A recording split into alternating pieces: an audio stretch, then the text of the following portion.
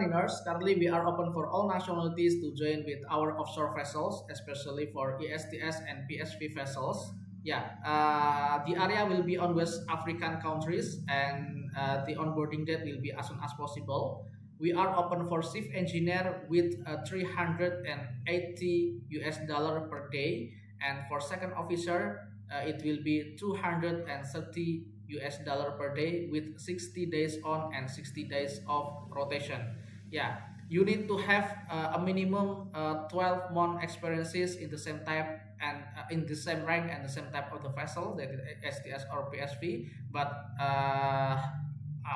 yeah, offshore is not problem. All offshore is not problem, not only in STS or in PSV.